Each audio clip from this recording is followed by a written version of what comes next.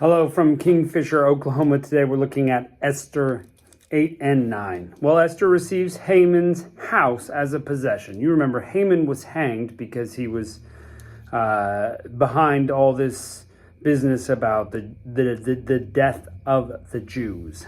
Mordecai is honored again. He's raised up. He gets the ring of the king, a sign that he is being promoted. Amazing. Now Esther once again goes to the king and begs for him to reverse the decision that Haman had helped get passed. And the king is more than happy to oblige Esther because he loves Esther. So he writes an edict to allow the Jews to bond together and, if they need to, proactively slay, destroy, kill their enemies on the same day that they're supposed to be killed. So now we've got a fight around the kingdom, right? So instead of death, the Jews gain the upper hand. God blesses the situation for their protection because he's promised the Jews that they're going to live, that they're going to return from exile. If they're all wiped out in exile here, God's promise can't come true. So it becomes so, and it becomes a feast day. So we see that. The fear of the Jews begins to fall on people as the Jews stand up for themselves and defend themselves. Mordecai's been promoted by the king, so all these Jews all over the kingdom get help from the government.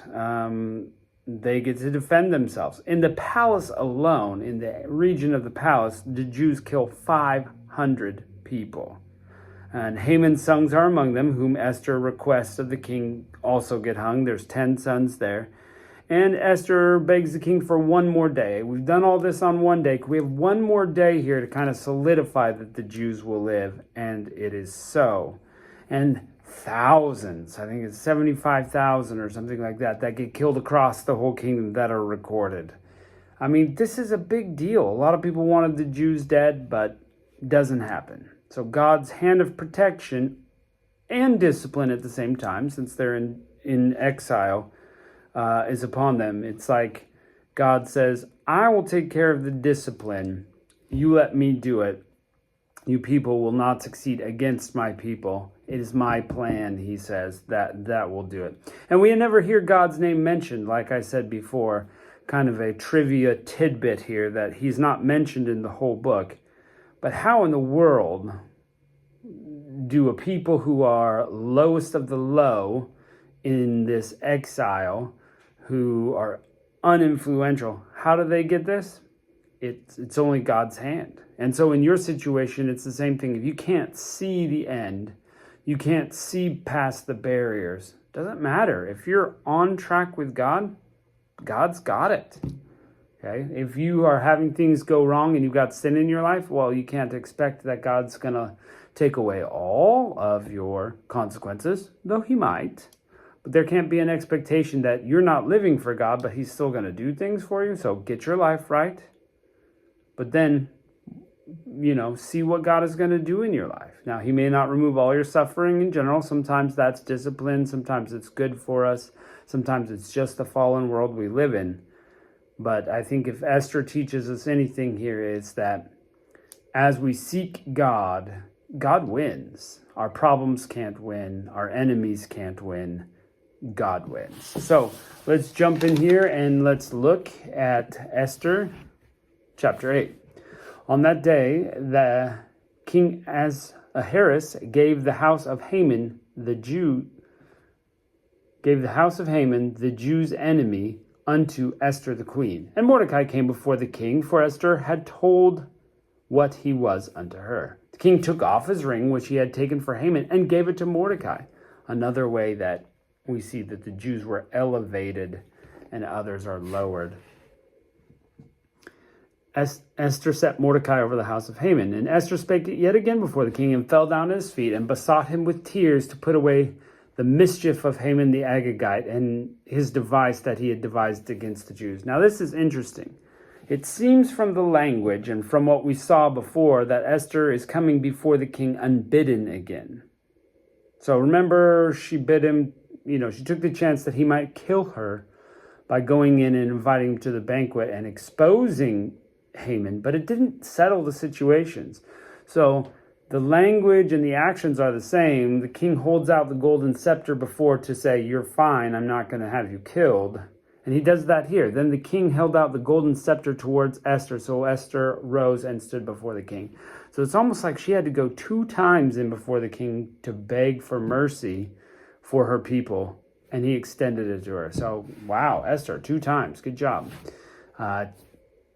Casting her life aside to go beg for the life of her people. And it said, if it please the king, and if I have found favor in his sight, and the thing seem right before the king, and I be pleasing in his eyes, let it be written to reverse the letters devised by Haman the son of Hammedatha the Agagite, which wrote to destroy the Jews, which are on all the king's provinces. Now, there are like 127 provinces of the kings. This is a pretty big country. And the message has already gone out 2 months ago that this should happen. So she's begging for the reversal. You can't reverse it, but he can put a new edict in, and that's what he's going to do. For how can I endure to see the evil which will come upon my people, or how can I endure to see the destruction of my kindred? Then King Ahasuerus said to Esther the queen and to Mordecai the Jew, behold, I have given Esther the house of Haman, and him they have hanged upon the gallows, because his hand laid upon the Jews. Write ye also for the Jews, as it liketh you, in the king's name, seal it with the king's ring, for the writing which is written in the king's name, and sealed with the king's ring, may no man reverse. So he can't reverse and say, just kidding, we're not going to do that to the Jews. So he has to come up with something else, and he leaves that in Esther and Mordecai's hands. Then were the king's scribes called at that time in the 3rd month, that is the month of Sivan, on the 320th day thereof. 23rd day of, blah, blah. And it was written according to all that Mordecai commanded unto the Jews, and to the lieutenants, and to the deputies, and to the rulers of the provinces which are from India to Ethiopia, 127 provinces. That's a lot of land. Just go look at the map. That's a lot of land that they own. Unto every province according to the writing thereof, and unto the people after their language, and the Jews according to their writing and according to their language. And he wrote in King Ahasuerus' name, and sealed it with the king's ring, and sent letters by post on horseback, and riders on mules, camels, and young dromedaries. So the word is getting out. Wherein the king granted the Jews, which were in every city, to gather themselves together, stand for their life, destroy, to slay, and to cause to perish all the power of the people and provinces that would assault them, both little ones and women, and to take the spoil for them as a prey. So you're allowed to defend yourself. You're allowed to be proactive. Go kill these people who want you dead and take their stuff for yours. But as we're going to see, though they have permission to take the spoil, they have permission to take the stuff, they don't. They just kill their enemies. Upon one day, in all the provinces, King Ahasuerus, namely, upon the 13th day of the 12th month, which is the month of Adar, the copy of the writing for the commandment to be given in every province was published to all people, and the Jews should be ready against the day to avenge themselves on their enemies. So the post that rode upon mules and camels went out, being hastened and pressed on by the king's commandment. The decree was given in the Shushan palace. And Mordecai went out from the presence of the king in royal apparel, blue and white, with a great crown of gold, and with a garment of fine linen and purple. And the city of Shushan rejoiced and was glad. He's been promoted, people. He was just the gatekeeper before, but God keeps raising him up in estimation. Kind of like Daniel does, kind of like Joseph got. Listen, if you are in right standing, God is going to give you favor.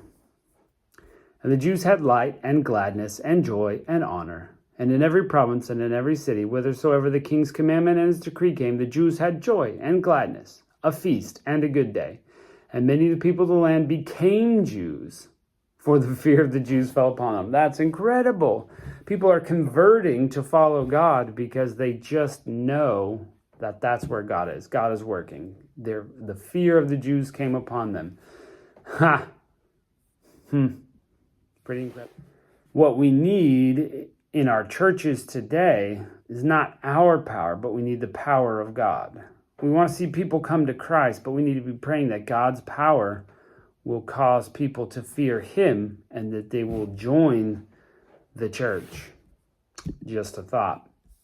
Now in the 12th month, that is the month of Adar, in the 13th day of the same, When the king's commandment and his decree drew near to be put in execution in the day that the enemies of the Jews hoped to have power over them, though it was turned to be the contrary, that the Jews had power over them that hated them. So it looked like it was going to go one way and they'd have to defend themselves, but the Jews had the power that day, given by God. The Jews gathered themselves in their cities throughout all the provinces of King Ahasuerus to lay hand on such that sought their hurt, and no man could withstand them, for the fear fell upon all people. And all the rulers of the provinces, and the lieutenants, and the deputies, and the officers, and the kings helped the Jews, because the fear of Mordecai had fallen upon them. Mordecai's been promoted, and they all respect and honor and fear him, so they help the Jews. For Mordecai was great in the king's house, and his fame went out through all the provinces. For this man Mordecai waxed greater and greater. Thus the Jews smote all their enemies with the stroke of the sword and slaughter and destruction, and did what they would unto those that hated them. And in Shushan the palace the Jews slew and destroyed 500 men. And Parshandatha, and Dalphon, and Aspatha, and Portha, and Adalia, and Aridatha, and Parmashta, and Arisai, and Aridai, and Vegestha, the 10 sons of Haman, the son of Hammedatha, the enemy of the Jews, slew they. But on the spoil they laid not their hand. So, some of the deaths there. On the day, the number of those that were slain in Shushan, the palace was brought before the king. The king said to Esther the queen, the Jews have slain and destroyed 500 men in the palace. And the 10 sons of Haman, what have they done in the rest of the king's provinces? Now, what is thy petition, and what it shall be granted to thee? Or what is thy request further? And it shall be done. So there she is again, asking the king for more. She really is there for such a time as that, for the Jews. Then Esther said, if it please the king, let it be granted to the Jews which are in Shushan to do tomorrow according to this day's decree. And let Haman's 10 sons be hanged on the gallows. The king commanded it to be done, and the decree was given in Shushan, and they hanged Haman's 10 sons.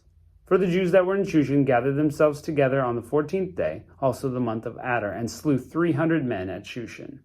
So 800 men altogether died at the hands of the Jews. But on the prey, they laid not their hands. They don't take their stuff, just killed men. But the other Jews that were in the king's provinces gathered themselves together and stood for their lives, and had rest from their enemies, and slew of their foes 75,000, but laid their hands not on the prey. It's not a greed thing. It's not rioting and looting. It's defense of their own life. On the 13th day, the month of Adar, and the 14th day of the same, rested they, and they made it a day of feasting and gladness. But the Jews who were at Shushan assembled on the 13th day thereof, and the 14th day thereof, and on the 15th day thereof they rested, and made it a day of feasting and gladness. Therefore the Jews of the villages that dwelt in unwalled towns made the 14th day of Adar a day of gladness and feasting, and a good day, and of sending portions to one another. So they give gifts that day.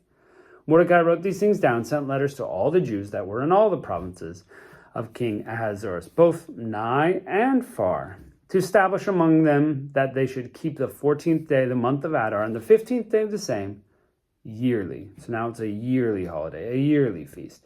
This is not, the 7 holy feasts that we had earlier. This is a new one that they also celebrate to this day. And the days wherein the Jews rested from their enemies, the month which was turned into them from sorrow to joy, and from mourning into a good day, that they should make of them days of feasting and joy, and of sending portions to one another, and gifts to the poor. And the Jews undertook as they had begun, and as Mordecai had written unto them, because Haman the son of Hammedatha the Agagite, the enemy of all the Jews, had devised against the Jews to destroy them, and had cast pure, that is, the lot, to consume them and destroy them. But when Esther came before the king, he commanded by letters that his wicked device, which he devised against the Jews, should return on his own head, and that he and his sons would be hanged on the gallows. You remember he was going to hang Mordecai. He was going to beg the king for that, but he and his sons got hung instead. Therefore they called the days Purim, after the name of Pur, which is the lots. Therefore, for all the words of this letter, and that which they had seen concerning this matter, of which had come unto them, the Jews ordained and took upon them, and upon all their seed, and upon all that had joined themselves unto him, that it should not fail, that they would keep these 2 days, according to their writing, according to the appointed time every year. It's a feast. And these days should be remembered and kept throughout every generation, every family, every province, every city. And these days of Purim should not fail from the Jews, nor the memorial of them perish from among their seed. Then Esther the queen, the daughter of Abihail, and Mordecai the Jew wrote with all authority to confirm the second letter of Purim. So it's confirmed, it's going to be a feast forever, everybody knows it. And he sent the letters to all the Jews, 127 provinces of kingdom of Ahasuerus, with words of peace and truth, to confirm these days of Purim in their times appointed, according as Mordecai the Jew and Esther the queen had enjoyed. And they decreed for themselves and for their seed the matters of fasting and their cry. And the decree of Esther confirmed these matters of Purim, and it was written in the book. There you go. God's blessed them. God's kept them alive. And all this because they're going to leave exile someday and come back. Well, we've read Ezra and we read Nehemiah, so we know it happens. But this is another book about what happened in that time period. And it's the last of the historical books. And then we kind of get into poetic books and prophetic books. So we kind of start to change genres there. But anyway, looking forward to it. We're going to finish this book tomorrow and then jump into something else. So thanks for joining me, and I'll catch you next time.